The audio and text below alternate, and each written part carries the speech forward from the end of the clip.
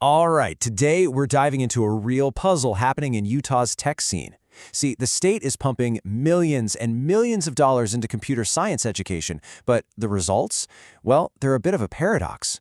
We're going to break down the surprising data, look at where all that money is going, and figure out what this all means for the future. The core idea here is really simple, but it's also incredibly powerful. In a world that's being totally reshaped by AI, understanding computer science, it isn't just some niche skill anymore. It's becoming a foundational literacy, almost like reading or math. It's that important. And let's talk about the money, because the economic stakes here are just huge. Check out this number. That's the average annual salary for a computer science job in Utah. To put that in perspective, it's more than 50% higher than the state's average salary across all jobs. So yeah, the financial pull to get into these careers, it's massive. And the demand for these jobs? It's off the charts. Right now, Utah has over 142,000 open jobs related to computer science. The state is actually facing one of the most severe worker shortages in the entire country, and you can bet that the tech sector is feeling that pressure. These are just opportunities waiting for someone to grab. What's really wild is that the benefits kick in super early. Get this. Research shows that students who take just one computer science course in high school see an 8% boost in their earnings by the time they're 24. And that's whether they go into tech or not. So this isn't just for future coders. It's literally for everyone. So, okay, besides a bigger paycheck, why does this matter so much? In this next part, we're going to dig into how the real value of learning computer science goes way, way deeper than just learning how to program. Let's start with what it does for your brain. There was this huge meta-analysis. It looked at over 100 studies, and it found that learning to program gives students a major boost in their problem-solving skills, their creativity, and even their math abilities. It really just teaches you a whole new way of thinking logically. And it builds character, too. I mean, teachers say this all the time. Students who learn to code develop this incredible resilience, what a lot of people call grit. You learn that it's okay for something to break, and you just try again. You get more creative, and you learn how to work together, which, let's be honest, are essential skills for pretty much any job out there.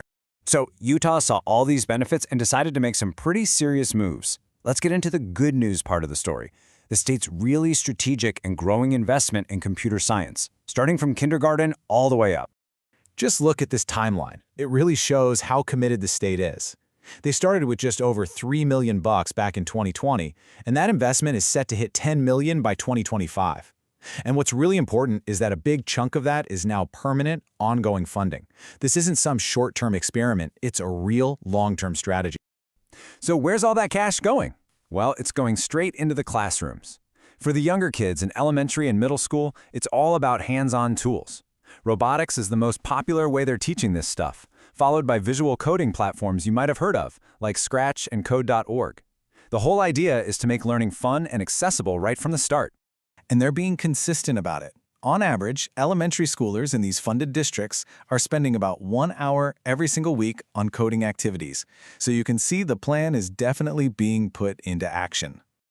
Okay, so you think, right, with all this money, all this early exposure, the high school pipeline for computer science should be absolutely exploding. Well, this is where the story takes a really strange, paradoxical turn. This is genuinely shocking. Even with all the effort, enrollment in the basic, intro-level computer science classes in high school has actually been going down for the last 5 years. This is the first major red flag. Something's not adding up. But, and this is the crazy part, at the exact same time, the number of students taking the really advanced CS courses has shot up by 43%. So what does that mean? It kind of suggests we've got these two totally separate pipelines forming, one for a small, super dedicated group, and another one that's just failing to catch everybody else. So what's causing this split? And this right here, this is a huge piece of the puzzle. You have to see these numbers. As students move from those basic intro courses to the advanced ones, the classroom just changes. Look at this. Female participation gets cut by more than half. Hispanic representation, it drops by over 60%. So the pipeline isn't just getting smaller, it's also getting way, way less diverse. And we need to put that 43% growth in perspective. Even with that impressive jump, only about 1%, that's just 1 out of every 100, Utah high school students is actually enrolled in any kind of advanced CS course. The takeaway here is that the very top of this pipeline is incredibly small. So this whole paradox, shrinking intro classes and this tiny growing advanced track, it's not a coincidence. These numbers point to bigger systemic problems, gaps between policy, what's happening in schools, and what the workforce actually needs. Let's unpack some of the reasons for these disconnects. I mean, here's a perfect example of how policies can be totally misaligned. The state is pushing computer science education, right? But the advanced placement CS course doesn't even count toward a major state scholarship for college. Think about that. You might actually be discouraging your top students from taking the very classes you want them to take. And then you've got this really fundamental problem: access. 1 out of every 5 high school students in Utah goes to a school that offers 0 computer science courses. None. For thousands of students, the pipeline we're talking about doesn't even exist to begin with. And this problem doesn't just magically fix itself after graduation. That diversity gap we saw in high school, it follows them right into college, where women earn, on average, only about 20% of all the computing degrees in Utah. It's a leaky pipeline all the way through. So how do you fix a system that has so much promise but is also full of holes? Well, the good news is the report lays out a pretty clear path forward. It's all about building a system that's more fair and more effective for every single student. It really boils down to 4 main things. First, fix the policy. Make sure high school requirements and college scholarships are on the same page. Second, build a real continuous pipeline from K to 12, not a leaky one. Third, expand access so every student has a shot. And fourth, keep the funding going so schools can have modern classes and well-trained teachers. And this all brings us right back to where we started. The end game here is preparing students for the economy of tomorrow, an economy that's going to be completely driven by AI. And that means weaving these ideas throughout the entire K-12 experience for everybody. So we end on this big question.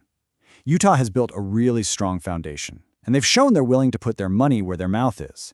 But the data shows the hardest part is still ahead, turning all that investment into a system that's truly fair and prepares all of its students for what's next. So can they solve the paradox?